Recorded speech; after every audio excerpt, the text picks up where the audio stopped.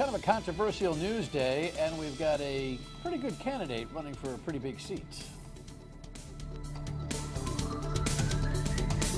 Welcome into my State of Mind on this Thursday evening. I am Dan York. Pleasure to have you aboard. Mark Zaccaria is my guest tonight, Republican candidate for United States Senate running against Jack Reed. A formidable task, no doubt. Mark kind of recruited himself into this position when no one else wanted to run, and I giggle, not out of ridicule, but just out of the exasperation of the entire thing. He's actually a pretty frank guy about it, and it's always a pleasure to have him. He's got a whole bunch of issues he wants to get after, and so we shall as soon as we get to him. The only way we get to him is by racing through our rundown. So let us race through our rundown, even though I've got some time I have to take with a couple of these issues. Yes, this was the news out of Washington today. Very interesting. There might be some Rhode Island ramifications, maybe. Gina Raimondo moves all in on her pro-choice position, and I think is picking a fight that she may just get. The Newport Council says, I don't think so, only adding a little bit of blah to the Paolino effort to build a super casino in Newport. And we've got some reality success here in Rhode Island. We're winning at something, and yes, it is. If you're looking at your calendar trying to figure that out, you need to get more worldly. Your Jewish neighbors deserve a little respect. Here we go. Issue number one. Yeah, so you know who he is. Washington Post headline, the Attorney General says, I'm all done. Eric Holder has suggested that he needs to step down, and a lot of the people who are writing about his tenure there suggest that he really does not want to begin 2015 as the Attorney General. He doesn't want to get locked into the balance of the Obama term. He's certainly served a long time and has been controversial in many ways, and a lot of things he had to say in the latest episode there with the situation in Missouri, caused him a little grief. Here's the thing. There's a little rumor mill running around that Sheldon Whitehouse is one of the guys is being considered to replace him. He's our junior senator, as you well know. Governor Patrick from Massachusetts also rumored to be on that list. Governor Patrick today said, no, not me. I'm not interested. Sheldon hasn't said that yet. I'm guessing he will. I don't know why he'd take a job for 2 years. I don't think anybody enjoys being U.S. Senator more than Sheldon Whitehouse, but you never know how this could roll out. But those who dream about it think that, if he leaves, then Senator Chafee has to appoint somebody for U.S. Senate. Would that be Clay Pell? Or would that be the governor himself?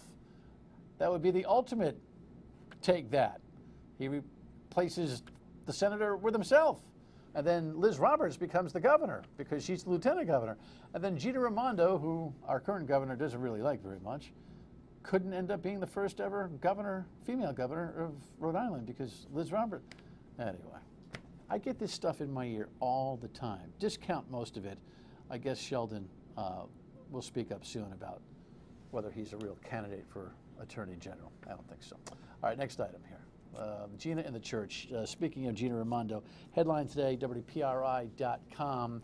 Yeah, she was all in here with this Planned Parenthood PAC endorsement, and I understand that, but she actually, honestly, she lied 4 times today in her presentation and in her Q&A with the press on the Hobby Lobby case, where the U.S. Supreme Court, by a 5-4 decision, Hobby Lobby, did I say Hobby Lobby? Hobby Lobby, the furniture company, which protested their right to, or demanded their right to be able to exclude certain types of birth control methods from the 18 that are out there. So they won the case. They're able to eliminate 4 of them that they consider to be post-pregnancy.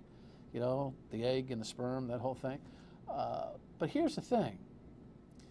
Let me just run this audio. Here's what Gina had to say. She's sticking Alan Fung, her Republican opponent, with the right to life cause, and she also shows a lot of disdain for even those who still believe that right to life is a legitimate position.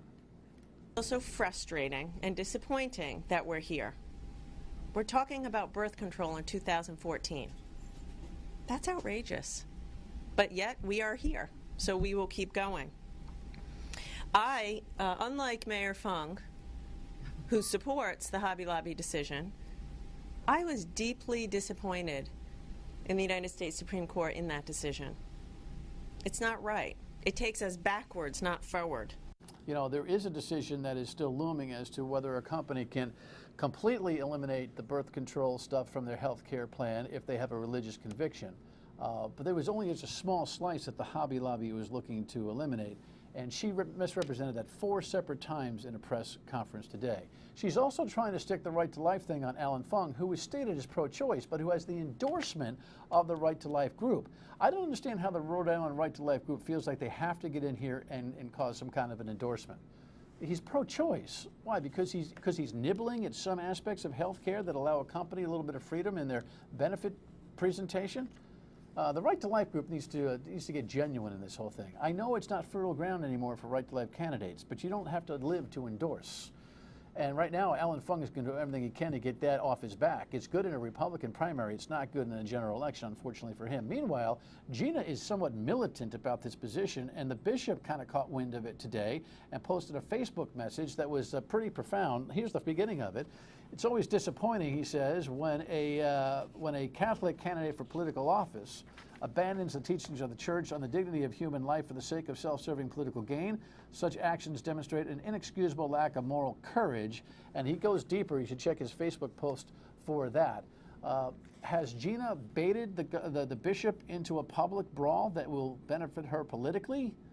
I don't know. Stay tuned. Hardcore. Next issue here. Newport Council says no. 4-3 vote.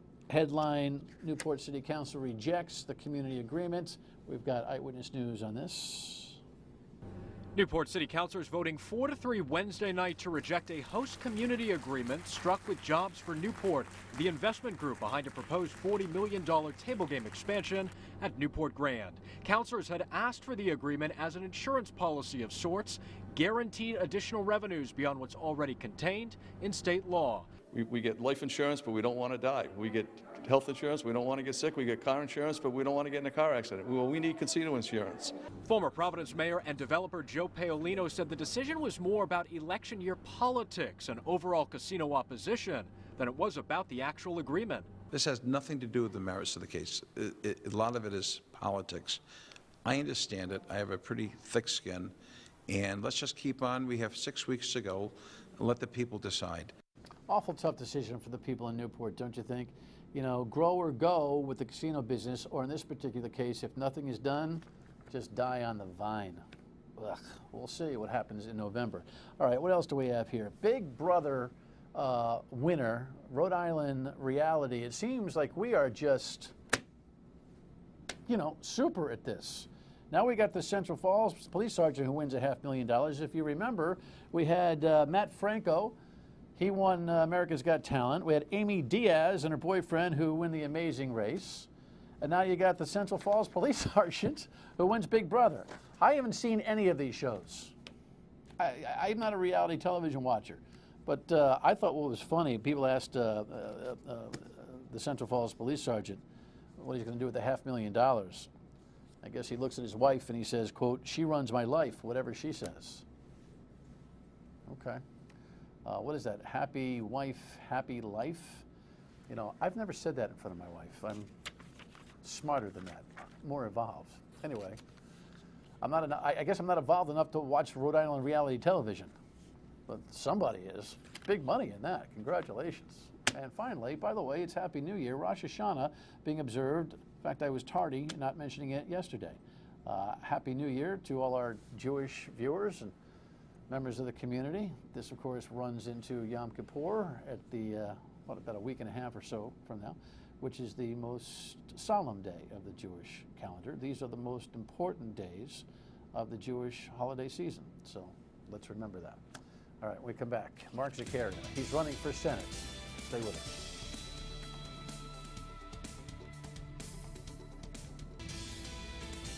Welcome back in. Mark Zaccaria is a deep thinker. Here's one of the things he's posted online for you. One of my personal intense issues is the importance of the individual in American life. The American Republic was created by its founders in order to protect the individual. That's you, that's me, that's everyone else in America. The individual is that smallest and most important piece of sovereignty, and the reason that the government exists, to protect the individual. Very historically correct, very deep. Welcome. Nice to see you. Good to see you, Dan, as always. What's Thanks. that supposed to mean to everybody? Well, listen, I am a constitutional conservative, and the Constitution of the United States was put in place to protect the individual from its government. And we need to keep that in mind, at least at some point, while we're thinking about operating the government. And it is ours as individuals to operate. Well, it's funny, you actually make this kind of part of your platform. We asked you for your key issues, and Mark gave us this. Here, look at this slate of things for you to think about. The economy, immigration, healthcare, environment, foreign affairs. We misspelled that. That's our bad, not Mark's. But celebrating the individual is right up there. So this is kind of part of your theme a little bit. I think the individual celebration that goes on in modern times is give me mine, right? Give me mine. Just about every government product out there is a gimme, gimme, gimme, and I think people are thinking politicians and campaigners ought to be making promises as to what I can get. What you can get is freedom. And what you are being given when you're being given a government check is you're being given a place in a group of people who fall into whatever the similar category is for that group. And I contend that one size doesn't fit all. I contend that people are far happier when they are the captain of their own ship, even if it's just a dinghy. And what we need to do is allow people to let the entrepreneurial spirit govern what it is they choose to do with their time, and especially in this kind of a society we live in, with their money. You know what? You know, I love the way you talk. I do. You couldn't get elected to dog catcher with that speech in the modern day when people just see it so differently. They think the government is there to provide for them. That type of revolutionary grit that you're talking about hardly exists throughout the electorate today. It's frustrating, isn't it? It's frustrating to me. I think that government has one and only one purpose, and the only purpose of government is to have it there to prevent its citizens from ever being intimidated by force. You have a military to keep foreign forces from intimidating us. You have police forces all over the country to keep us from, having problems. You're walking down the street, you can't get bonked over the head. You have a court system to enforce voluntary contracts that are made between people, so that if something happens there's a place to adjudicate it. End of discussion. If you take a look at the regulatory colossus that we've developed, you will find that in those few remaining industries where there is no regulation, things work much better. And every place where the government attempts to say you got to do this or else, it is expensive and involved, and the progress has slowed to a standstill. There are people watching this show going, that is brilliant. However, if you walk down Kennedy Plaza and you made that speech, people would think you're a crackpot. Well, people. You know what I'm saying? Yeah, I know. But what results from what I just said is that if we have a government as designed by our founders, what we have is more money in our pockets. And I contend, Dan, that you are much better at spending your money on you than the government is at spending your money on you. And so what we need to do right now, since we're spending at the federal level far more than we take in, we have to start thinking about rational ways to spend what we get to live within our means. Just the same way you and I probably have to do in our home budgets. So how do you make the economy work with that concept? Well, the economy is a little bit separate. The first thing you got to do for the federal government is make a budget. We haven't had a budget for the United States of America in over a decade. That is absolutely scandalous. The thing is that if we had a line item and you were a federal manager and I was a federal manager, here are the resources that you have, Dan, to do the job that you're managing, and here's the federal resources that I have to do my job, and there are the metrics. You got to do it within that period. If you overspend, that's bad.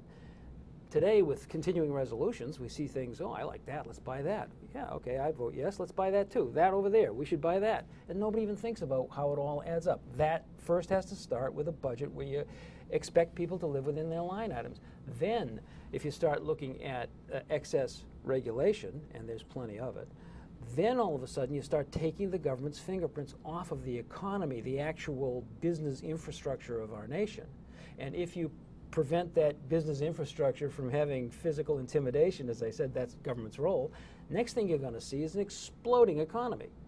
You know, we talk about minimum wage, and there's all this flap, and it's political about minimum wage. Minimum wage in North Dakota is $7.25. It's the federal minimum wage. Yet you can't get anybody to work for you flipping hamburgers or pushing a broom or doing anything unless you pay $15, $16, $17 an hour. That's just what you got to have to get people to work for you in North Dakota because their economy is booming. Now, it's all resource-based. It's because they're pulling oil out of the ground. We could do that right here with manufacturing. We should.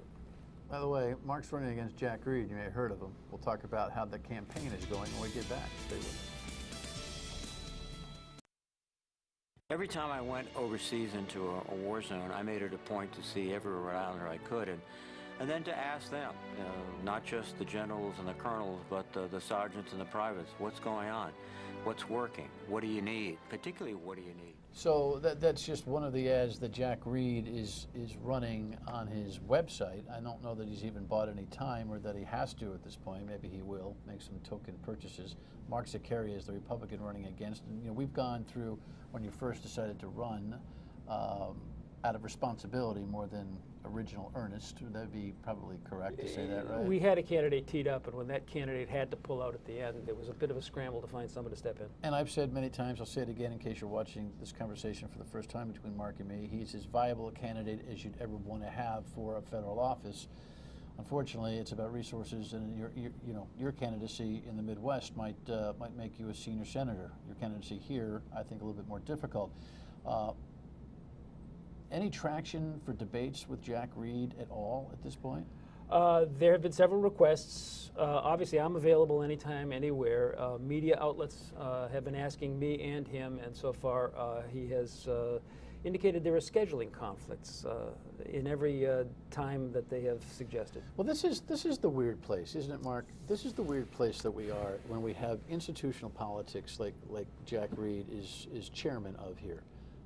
I got no axe to grind with Jack. Ever since I forecasted that I was going to ask him about his banking committee contributions, he has just avoided me like the plague, as if I've got some kind of disease. He's more accessible to international and national media than he is to his own media here at home. It's a disgrace, and I think that you have to reapply. I don't want to steal your words because we're chatting during the break, but he needs to reapply for his job, and it seems that a new 6-year term is just going to be crowned. And the local press and media, I think, have an obligation to exert whatever force they can to bring you two guys together to have a debate. I don't know what you're going to say other than I second that motion. Well, I do but second it's really frustrating, isn't it?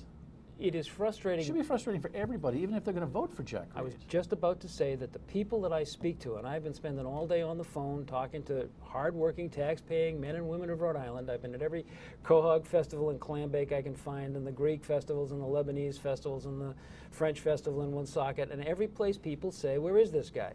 I mean, this is Rhode Island. We expect to shake hands with our politicians and see him. It's, if you're in Montana and he's at the other end of the state, what do you expect? But come on, and Mr. Reed has chosen instead to do nothing but pasteurized, processed photo ops. He's not going to go anywhere where anyone asks him a question.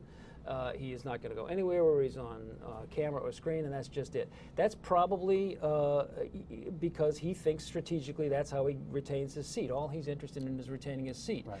I think that the people have to be involved in the process, all those individuals we talked about earlier. And so I think that while he doesn't owe me anything as a challenger, he owes me plenty as a constituent, and you and everyone else watching, and he should do it. So I don't know what the line would be, how much dough you'd have to bring to the table to prove that you were a viable candidate to force media outlets to force his hand. But it's probably a little bit more than you're raising or can raise, right? Yeah. And unfortunately, that is still the currency of politics right now, money. You're legitimate if you have money. You're not legitimate even though you have brilliant ideas. Well, and the only place that I could ever hope to mount a viable campaign with the kind of peanuts money that I am able to collect. I just started in June. I mean, June 26th. I didn't know that I was going to do this on the 25th. And, so I am planning a 2 or 3 week air war on cable TV, cable because it's cheap, and and I have. You have to apologize for that. Well, sorry, it's and be on radio, probably on your air. But the fact is that we have volunteers working the phones, and we're working, you know, just for name recognition all around the state. And no place else but Rhode Island would I have a prayer. Here, I might not have much more than a prayer, but I got a prayer. I get it. So the immigration was on there. What's your point on immigration? Well, you know, on immigration, we are a nation of immigrants, and we, the Republican Party, really are so closely aligned with all of the recent immigrant populations, certainly the Latino population, the Asian populations. What we've done is not always said that the right way. We are a nation of laws and have to remain so. That's why people want to come here. But we're a nation of immigrants, and that's where we get vibrance and energy and entrepreneurial spirit. So we have to have a border that's secure. We have to know who comes in and who doesn't. But we have to have a method that we can promote to take those people from around the world and show them that there's a place for them in America. And that plan is on your website? Well, that statement is on my website. You want a detailed plan, first thing I got to do is be a member of the committee. The fact, though, is that we need to consider things like temporary work permits for people to come in and out of the country by Greyhound bus versus coming in by Coyote. My mistake for asking you the question with only a minute left in your segment, but you'll come on radio soon and we can expand on this, please. Tomorrow at noon. Mark Zaccaria running against Jack Reed. Your state of mind. Your state of mind is important to us, of course. Here's the email and the phone number and the tweet and Facebook addresses. Don't forget the E on York. Here's a Facebook post or an email, I think, that we have tonight. An email from Lynn. Avid Yankee fan, really like Jeter. Wish him the best in his retirement. But I agree with you. Enough. The Yankees never had a chance this season after trading Cano and Granderson. By the way, I think all of this hoopla around Jeter's exit has also been a distraction. Another season by the boards. Big question is, after tonight's goodbye, will he even show up on the field at Fenway? He may not. Who knows? We'll see you tomorrow on the radio at noon and back here at 7:30 tomorrow night.